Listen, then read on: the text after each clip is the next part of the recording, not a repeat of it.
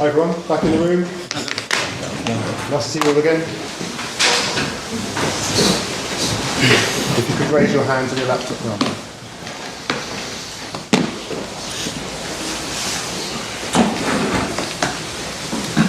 Let's see out there if I could start with Nick. Hi Mikel. Hi. Do you get an assist for that third goal? I don't know, but if you help the team a little bit to get what we wanted, that's exactly what we need. Everybody can contribute somehow, and I had the opportunity to do that, so good. How would you sum up the performance? It maybe wasn't your most controlled, but you were very clinical.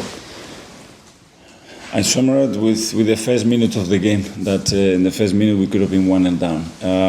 I think we were really good going forward, and we had all the right intention and the right energy to do it, and we scored 3 magnificent goals, but we didn't have the same energy and commitment defensively.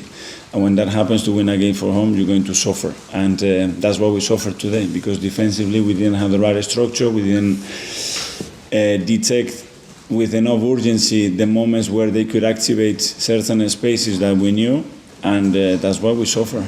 We conceded 2, and we could have conceded another 1 or 2. What would you put that down to? I don't know. Thinking sometimes that, yeah, I have the space, I'm doing it good, I'm controlling the game, but you are not. And I'm really happy we won the game, and a lot of positive things to take on, but it's not going to be enough.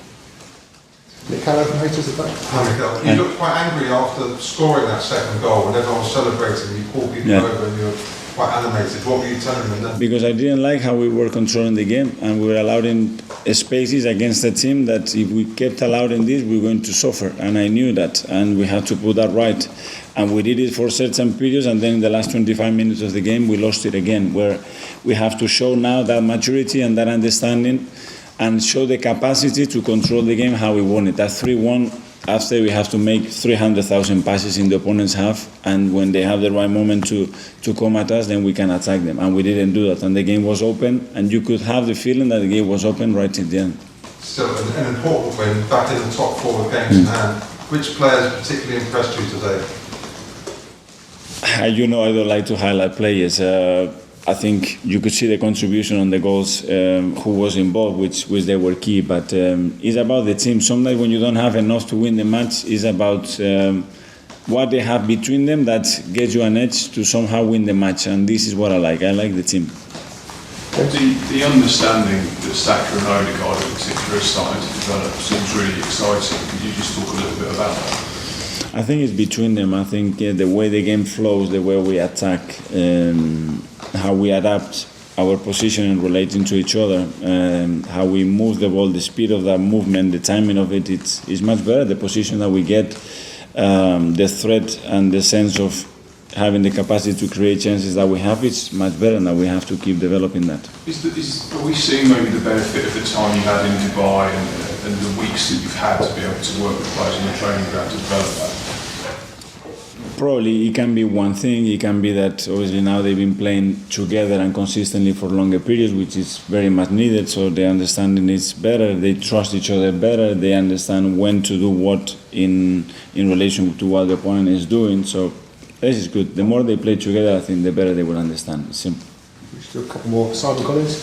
Mikel, Bukayo obviously had a really difficult summer with everything that went on, and coming back later, pre-season. Do you feel now he's at sort of top gear and performing at the best he can? I think Bukayo had an experience in the summer that not a lot of players were going to ever have, and I think it was great for his career, because he showed, the football world showed how much they like him and how much they respect him, and I don't think you get much more than that in football apart from winning trophies. So I think that was a big boost for him to realize in difficult moments these people are really going to give me support, and the club did exactly the same as his teammates. And then it's about leaving him that space. What he says, what he's already doing, it's phenomenal, and he needs that room, and don't read too much, do what you do. The football is his priority in life, and you can see that every day in training, and he needs to continue to behave and live the way he's doing, nothing else. Do you think he's almost better for going through what he did? Sorry? Do you think he's almost a better player in person for going through what he did? I think so. I think experiences like that mark your career, and And what you learn from those difficult moments is much more probably that if we'd have scored that goal. James and Nicholas. Hi Mikel, I just want to ask you about Laka. Another day without a goal for him today, but 2 brilliant touches to set up goals for other players. Is that a demonstration of what he brings to the team, the contribution he made? Yes, and he will still not be happy in that dressing room because he wants to score, but a lot of the things that he does for the team are phenomenal. Okay, Darren. You've been through a lot in your short period at Arsenal. Do you think those difficult moments have helped you to get through tough games like the Wolves game? What was the Wolves game?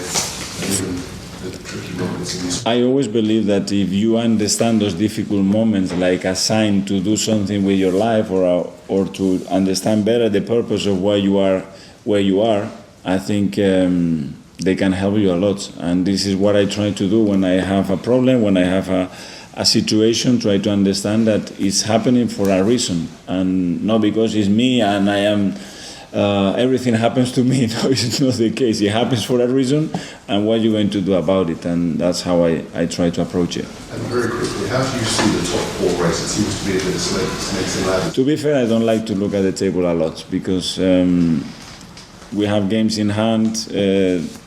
We're going to play different fixtures, and I know the objective what it is, and it's only one: is train tomorrow, improve what we've done today, and go into the next match, and that's it. I cannot control results, and I cannot predict which matches we are going to win, draw or lose. It's impossible. If I start to do that, I think we are going to lose focus in what we want to do.